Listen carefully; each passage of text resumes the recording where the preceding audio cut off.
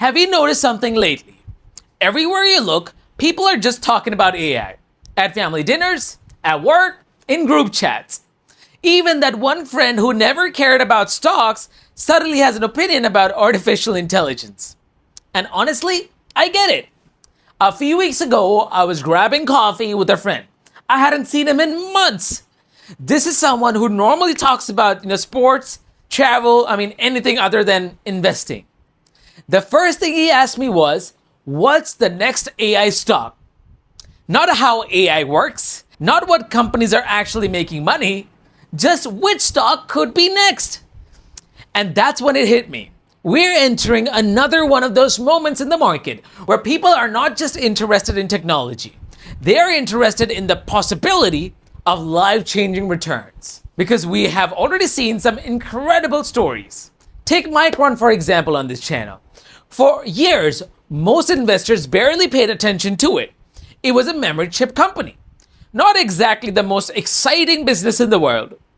Then AI exploded. And suddenly everyone realized that AI systems need enormous amounts of memory to function. And investors who understand that trend early were rewarded in a huge way. Then there was Rigetti, a tiny company that many people had never even heard of. At one point, it traded for less than $1. Think about that. Then investors started connecting quantum computing, AI, and future possibilities. The stock went absolutely crazy. And then there's Intel, a company many people had practically, given up on. But as governments started treating semiconductor manufacturing as a national priority, and as AI increased demand for computing infrastructure, Intel found itself back in conversations that no one expected. Now here is the interesting part. Most people are looking backwards at those winners, but the market is always looking forward. Today, there are 3 completely different AI stocks that investors cannot stop talking about. And one of them surprised me more than the other. So if you're enjoying this breakdown, make sure you guys have dropped a like and subscribe because we spend a lot of time separating excitement from reality around here. And trust me, before this video ends, I'm going to tell you which one of these companies I find the most interesting right now. So let's jump right into it. So, before we look at the stocks themselves, we need to understand why this AI frenzy keeps growing. Because this isn't just another trend. AI is already changing how people work. AI is changing how companies operate. AI is changing how businesses make decisions. The funny thing is, most people use AI every day without even thinking about it. I was talking to a relative who recently told me that they use AI at work almost every single day now. 6 months ago, they were not using it at all. That's how quickly this technology is spreading. And whenever a technology that spreads this fast, investors start asking the same question. Who makes the money from this? The answer usually happens in waves. First, companies that build infrastructure win. Then the companies that provide the tools win. Then the companies that organize the data, they win. Then the companies that protect the system win. And eventually businesses that use AI most effectively win. That's why today's 3 stocks are so interesting. Each one represents a completely different piece of the AI ecosystem. And the first one isn't actually building AI. It's building something AI desperately needs. Guess it in the comments down below. It's data. So let's talk about Snowflake, right? So imagine trying to build the smartest AI system in the world. Now imagine all your company data is scattered across dozens of locations. There's different departments, different databases, and different formats. And that AI system becomes almost useless. That's where Snowflake comes in. Snowflake helps businesses organize their data so that it can actually be used. Think of it like creating one giant organized library instead of thousands of books scattered across the city. And the reason investors are excited is pretty simple. As AI adoption increases, organized data becomes more valuable. I remember speaking with a friend, right, who works in the tech infrastructure. He told me something that stuck with me. He said that most companies don't even have an AI problem. They have a data problem. That completely changed how I viewed companies like Snowflake. Because suddenly you're not just betting on AI itself, you're betting on one of the biggest bottlenecks preventing AI adoption. Now, there are three things that investors love about Snowflake. Number one, revenue growth. Number two, strong customer demand. And number three, a business model that could benefit if AI adoption continues accelerating. But here's where things get interesting. The stock isn't cheap. And that's the lesson that investors constantly forget. A great company doesn't automatically become a great investment. The price that you enter matters the most. That's exactly what happened with many of the internet stocks during the dot-com era. The technology, it's changed the world. The stocks, 90% of them, didn't work out at all. And before we move into the next company, let me leave you with this, okay? Micron benefited because AI needed memory. Snowflake could benefit because AI needs data. But the next company benefited because AI creates an entirely new problem, which is security, right? Which brings me down to CrowdStrike. A few years ago, right, one of my friends had a business account compromised. It wasn't some massive corporation. He had a small business, right? A normal business. But the disruption was pretty brutal. He lost productivity, he lost time, and he got into a bit of stress. And that was even before AI-powered threats became mainstream. Now think about where we are heading now.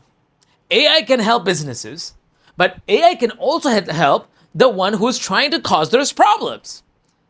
That means cybersecurity becomes even more important. And that's why investors have become obsessed with CrowdStrike. CrowdStrike helps companies detect and stop cyber threats before they even cause any damage. Now, think about it. The more digital the world becomes, the more valuable that service becomes. And let's be honest, most businesses aren't, cutting cybersecurity budgets. They are increasing them. Investors love CrowdStrike for three reasons. Number one, growing demand. Number two, a very strong industry position. Number three, cybersecurity at this point in time is not optional. Companies need protection regardless of what the economy is doing right now and where we are. Now, here's the part that surprised me. The company itself is pretty impressive.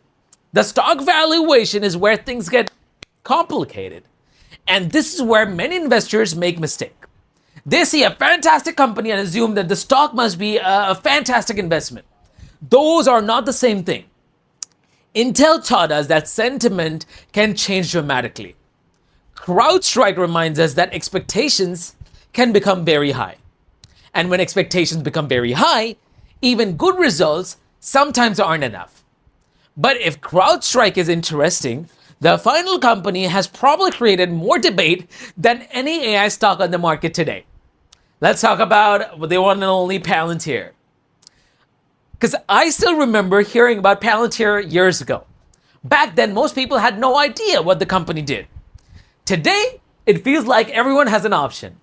Some investors think it's one of the most important AI companies in the world.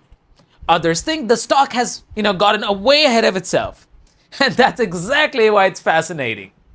Palantir helps organizations make sense of massive amounts of information. The governments are using it, large corporations are using it, and increasingly, investors view it as a major player in this entire AI revolution.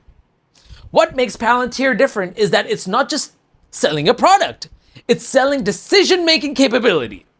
And that, ladies and gentlemen, is powerful. Especially in a world generating more data than ever before. Now, here's where I think, people become a bit emotional with their decisions. Rigetti was driven heavily by possibility. Micron was driven heavily by demand. Palantir sits somewhere in between. It has a real business, real customers, real revenue. But investors are also paying for what they believe this company should become in the future. And whenever investors start paying for the future, expectations becomes enormous. Personally, I understand why people are excited, but I also understand why smart investors spend time asking one important question. How much future success is already built into today's stock price? Okay? Because no matter how good a business is, overpaying can still produce disappointing returns. Now, after researching all the three companies, here's the question that matters the most. What am I actually doing with my own money? Let's talk about that. This has always been the favorite part of these videos because anyone can talk about these stocks. What matters is what you're willing to do with your own capital. When I look at Micron, Rigetti, and Intel, I see three completely different lessons. This is the part that you concentrate and listen to what I say. Micron teaches us what happens when demand explodes. Rigetti teaches us what happens when excitement explodes. Intel teaches us what happens when sentiment changes. And when I look at Snowflake, CrowdStrike, Palantir, I'm asking a different question. Which businesses gives me the best combination of growth, opportunity, and valuation? Because investing isn't about finding the most exciting story. It's about finding opportunities where the risk and reward make sense. That's exactly how I approach my own portfolio. Every time I'm buying any stock, ETF, or if I'm selling something, every stock that I'm researching, every company sitting on my watch list, I share all of that inside Finance with Bera. A lot of viewers ask me the same question. Bera, what are you actually buying right now? And that's precisely why I created it. Inside Finance with Bera, you can see my own personal portfolio, what I'm buying, what I'm selling, what I'm avoiding, and what I'm watching before it even makes it into a YouTube video. If that is something you would find value in, you can join for less than $50 a month. My goal isn't to tell you what to buy. My goal is to show you exactly how I think through investment decisions in real time. And honestly, that's where I believe the biggest value comes from. Because the market will always have another hot stock, another trend, another headline. The real skill is building a process that works regardless of what everyone is chasing. So let me know in the comments. Out of Snowflake, CrowdStrike, or Palantir, which one are you watching most closely right now? If you enjoyed this breakdown, make sure you guys have dropped a like and subscribe because we're constantly analyzing opportunities, risk, and everything happening in the market right now here on my channel. Thank you so much for watching, and I'll see you guys in the next one.